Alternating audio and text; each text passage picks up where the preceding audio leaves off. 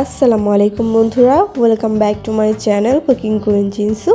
চলে আসলাম একটা নতুন রেসিপি নিয়ে। আমার আজকের রেসিপি আলু পুরি। তো কীভাবে ঘরে বসেই এরকম একটি মজাদার স্বাদের দোকানের মতন পারফেক্ট এই আলু পুরিটি তৈরি করতে পারেন। তো খুবই অল্প উপকরণ দিয়ে এবং অনেক মজাদার এই আলু পুরিটি আমি আপনাদের সাথে আজকে শেয়ার করছি। তো চলুন বেশি দেরি না করে আমার আজকের এই রেসিপিটি শুরু করা যাক। আর অবশ্যই আমার চ্যানেলটি সাবস্ক্রাইব করতে ভুলবেন না। তো এই তো আমি এখানে একটা মিক্সিং বোল নিয়ে নিলাম। প্রথমে আমি ডোটা তৈরি করব। তো এখানে আমি 2 কাপ পরিমাণ ময়দা নিয়ে নিলাম। আটা দিয়েও হবে, বাট ময়দাটা দিলে বেশি ভালো হয়। তো এই তো এখানে দিয়ে দিলাম আমি স্বাদ মতো নুন, মানে 1 চা চামচের মতন আমি এখানে নুন দিয়েছি। আর দিয়ে দিলাম এখানে 2 চা চামচের মতন সয়াবিন তেল। আপনারা এখানে চাইলে বাটার বা ঘি এটাও ইউজ করতে পারেন, বাট আমি রান্নার রেগুলার তেলটা ইউজ করলাম। এখন ভালো করে একত্রে মিশিয়ে নিচ্ছি। কীভাবে বুঝবেন যে এটা খুব ভালো করে মিক্স করানো হয়ে গিয়েছে? দেখবেন হাতে এরকম দলা পেকে যাচ্ছে, তখনই বুঝবেন যে খুব ভালো করে আপনার ডোটা মিক্স করানো হয়ে গিয়েছে। এখন আমি নর্মাল পানি দিয়ে এটা খুব ভালো করে মথে নিচ্ছি।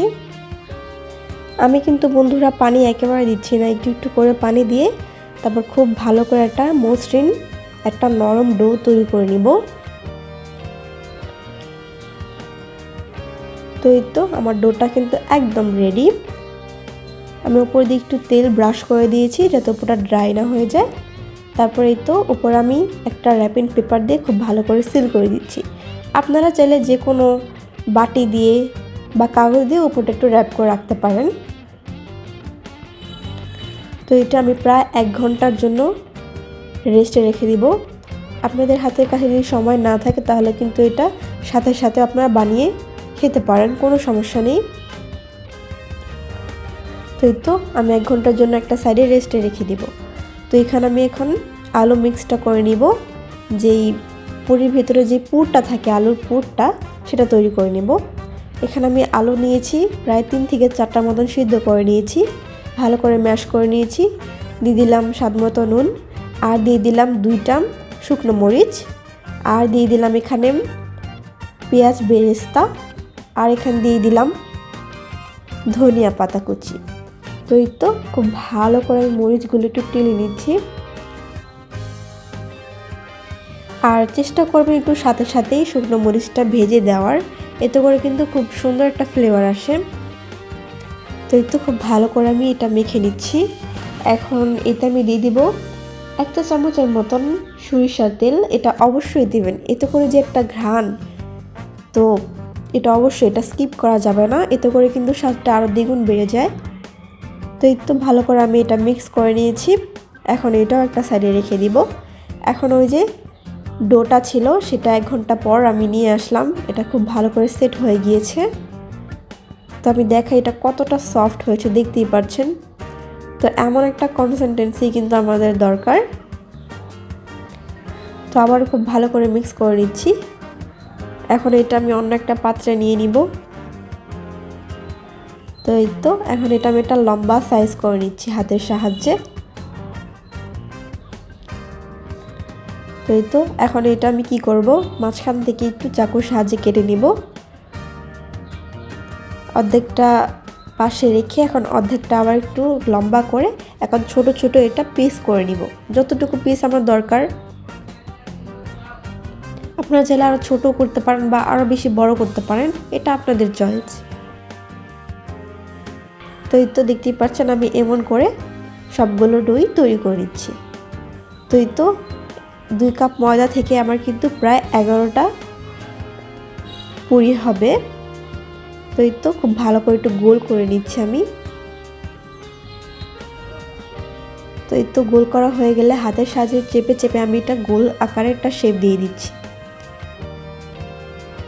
আর বন্ধুরা আজকে আমি পুরো এই যে প্রসেসটা, এটা কিন্তু কোনো বেলন দিয়ে আমি এটা বেলবো না, এটা আমি হাতের সাহায্যেই আমি করব। তো এই তো এখন আমি পুরটা দিয়ে দিলাম আলুর উপরে। এখন আমি খুব ভালো করে এটা সিল করে দিব, যাতে আলুগুলো বাইরে বের না হয়ে আসে, এমন করে এটা সিল করে দিব। তো তো দেখতেই পাচ্ছেন আমি কিভাবে করছি, এটা কিন্তু বোঝানোর কিছুই নেই, আপনারা দেখে বুঝে নেবেন। তো এই তো গোলাকার এটা শেপ দিয়ে দিচ্ছি। এখন একটু সামান্য তেল দিয়ে দিব। তেল দিয়ে এটা হাতের সাহায্যে আমি চেপে চেপে এটা কিন্তু একটা গোল আকার একটা শেপ দিয়ে দিব, পুরির আকারে শেপ দিয়ে দিব। এটা কিন্তু আপনাদের বেলতে হবে না, হাতের সাহায্যে কিন্তু এটা খুব সুন্দর এটা গোল আকারে হয়ে যায়। তো দেখতেই পাচ্ছেন এটা কিন্তু কত সহজে হয়ে গেল, কোনো ঝামেলা ছাড়াই, বেলাবেলি ছাড়াই খুব সুন্দর এটা হাতের সাহায্যে কিন্তু একটা পুরি হয়ে গেল। তো এভাবে করে আমি সবগুলো পুরি কিন্তু বানিয়ে নিচ্ছি।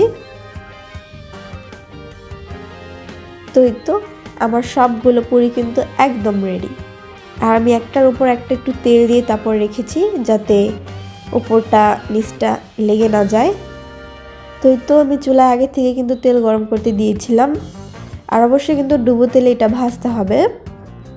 তো এই তো আমি এটা মিডিয়াম গরম করে নিয়েছি তেল। এখন আমি পুরিগুলো দিয়ে দিলাম, আমি একটা পুরি দিলাম, একটা একটা করে এটা ভাজতে হবে। তো পুরির উপর আমি একটু একটু করে তেল দিয়ে দিচ্ছি।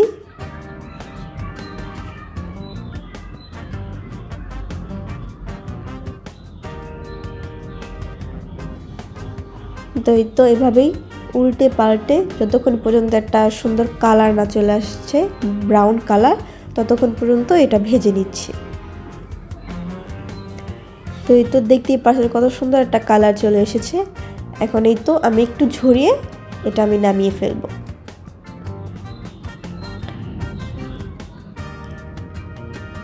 তো এই তো আমার আলু পুরি ইজ রেডি।